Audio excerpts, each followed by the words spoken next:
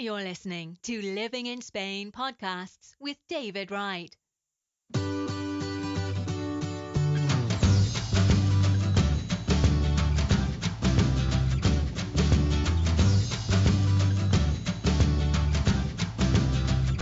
Hi guys, my name's David Wright and welcome to another one of my podcast shows. So today I'm going to be giving you some tips and advice on buying and selling property in Spain. And I'm going to give you my top tip here, something that most people don't do when they buy or sell property here. And it's something that anyone can do, it costs nothing, and it will save you a lot of time, money and stress. Okay, so I'm in my 19th year of living and working in Spain now, and I've bought and sold several different properties here and land. Now, this is my number one tip, and it's something a lot of people don't bother to do here, they don't know about in Spain, but it really will help you when you're coming here to Spain and thinking about buying a property. So listen carefully.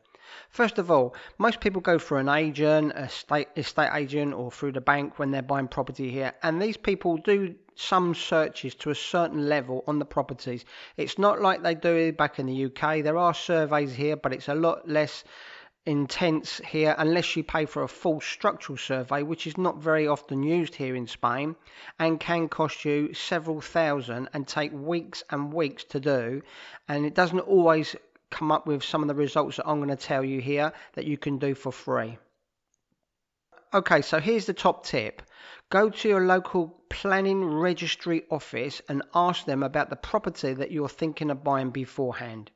Okay, so now the land registry office is in the town hall. If you go to your local town hall, wherever it is you live in Spain, and ask to speak to the land registry officer, okay? Now they are normally in a planning office building, something like that, and you go in and you ask to speak to them. It's totally free. You have the right to do this, to go in their back office and speak to somebody. They will set you up with a representative there, and you take the number of the building that you're going to buy, the plot number, the escritura deeds, or the directions of the property. Now, if you can get the escritura number or the plot number, and every property in Spain or land has a plot number, you can get this from the agent or the person that's selling it, or you can Google it most times, or just with the address is normally sufficient. But with this plot number or the address, go to the planning registry officer. Now, if you don't speak very good Spanish, I would highly recommend you take somebody with you, even if you have to pay them a few quid to go with you. Sit down with this guy and say, can you help me? I'm thinking about buying this property in this area, and we've heard different stories about it. What can you tell me about this property? Now, they have to, by law, help you out. It's their job to help you and give you information totally for free. You don't have to show them who you are or tell them who you are or anything like that. You don't have to prove anything or show any paperwork. It's just an open conversation. So what you do is they've got a land registry book, and it's like a big doomsday book. There's several of these books, depending on which area you're in, and they look it up, the property, and they can show you exactly what is on that property that they've got registered and what you are allowed to do on that property. For example, several years ago, I was looking to buy a property here with the idea of knocking it down and building my own house. Now, it was an older building, and I didn't really want the building that was on there. I just wanted the land. So I went to the land registry offices with this plot because the estate agent and the owner had told me that there was a couple of outbuildings and a big wall around the property that all legal, all okay, and that was fine. I didn't tell the owners I was going to knock the property down if I bought it, but anyway, that's another story. So the land registry officer looked up this property, which at the time, I didn't have the plot number, I just had the address and everything. And he showed me a detailed plan of the area, exactly how many meters the property was, and all the paperwork attached to that property. So he could tell me that they had 4 bedrooms and a garage and a wall around the property, things like that. But these people had put a double garage at the back of the property and extended the wall. Now, on the land registry officer, he said that the garage, there wasn't any permission for this garage. It didn't exist. If it didn't exist on his plans, on his paperwork, then they hadn't got proper permission for it. And that was a problem. So I went to my solicitor and asked him about this, and he told me that You can get it added to the property. It's a little bit extra, and this, that, and the other. But at the end of the day, when you go to the notary, they might not accept that, and it can be very complicated. So I went back to the agent and the owner, and I said, listen, we want the property. The price is about right, but this back garage, oh, that's okay. That's not a problem. We just go to the notary and we sign that when we go to the notary. But they were very keen on me putting down the €2,500 deposit with the agent to secure the property. Now, if I do that, if I had to put down that property deposit and I back out, I would forfeit that money. Whatever it is you put down, normally it's around €2,000 or €3,000 deposit. You would forfeit that. If the owner pulls out for any reason at all, once you've put down a deposit, they have to pay you back double the difference. So say you put down 2.5 grand and they pull out for some reason, they found another buyer, they have to give you back your deposit plus the same again. So you gain that way. So obviously, the more deposit you put down on the property, the better. If you really, really want the property and you're keen and you don't want anyone else to back out on it or anything like that, then you put down more money, and then it makes it much harder for that person to back out. Anyway, so the estate agent and the owner had lied to me about this garages that they had built, and I also found out that there was a swimming pool they had, a small swimming pool. It wasn't really that much of a swimming pool, but they didn't have permission for that. They'd added this on later. The planning registry officer told me that the place where they'd built the pool was right up against the boundary wall, and that normally for planning permission that you would need that to be about 2 meters away from your boundary wall. I know this is fact because I've built my new house here now, and I had exactly the same things when I put my pool in with the architect and the local council. I needed to keep it 2 meters away from the perimeter wall. So taking out the pool that they'd put in illegally would have cost me several €1,000s, and to try and get it put on the deeds added extra would have been a nightmare and probably impossible.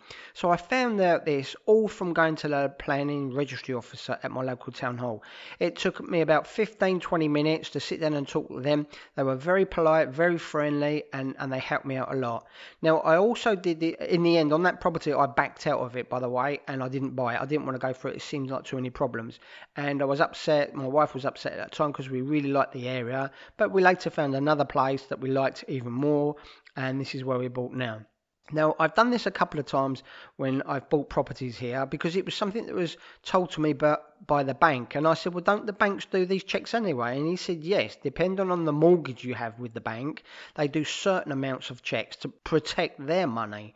But guys, if you go to the planning registry officer yourself, it is ever so easy to do. Sit down and talk to these people. They're very, very helpful. And some of the equipment they've got, like for example, the guy has got a Google Earth on his computer that he zoomed right in, and it's not like the Google Earth I've got on mine. You could zoom right on the property and it had the line marks, the meterage marks and everything on this property and the boundary walls, and it had a list of everything that was on that property and it was legal and registered. So you can find out if you're being told the truth by the owner or the agent. So it is very well worth doing. One other thing I will say as well, another property I went to look at here, when I went to the planning registry officer just to check, even though I thought everything was fine, and the corner of the building and the garden, there was like a corner was cut off. There was a red line drawn across the plans that the planning registry officer had. And I asked, what was this red line across the corner of the property, lopping off about 2 square meters of the corner of the garden? And he said, oh, that is the council have a pipe that runs underneath there to the street to supply water to the houses in that area. And I said, so that's on my property? And he said, yes, it runs under your property about 2 or 3 meters below the ground. So how does that affect me? He said, well, you can't technically build anything on top of that area.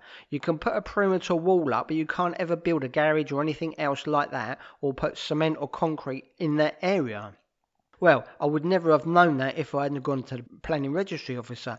And he also told me that the council had permission, whatever they wanted, to come and dig up that area if they needed to repair or do any work on that pipe in my garden. So guys, this is something else I would never have known about. The banks probably wouldn't have found it or anything like that if I hadn't have gone to the planning registry officer. So that's my top tip, guys. It's easy to do. It's free. Go to your local town hall, ask at the town hall where is the planning registry officer, and ask them the questions. Get the deeds from your agent, or ask the agent you've seen a property, say, look, what's the plot number, what's the address, and that's all you need, guys. And this will give you such a peace of mind when you're buying a property here in Spain. So I hope that tip has helped, guys. It's helped me in the past on more than one occasion. It's a good tip that a lot of people don't know about. So if this has helped or been any value to at all, please, guys, leave a quick comment or like at the end of this video. Thank you. If you have enjoyed this podcast by David Wright, then you will love his new books. Out now on Amazon and Kindle, packed with money-saving tips and information on living and working in Spain. Just go to livinginspainbooks.com. David also has a popular blog for expats in Spain. Come and take a look now at britishexpatsinspain.com.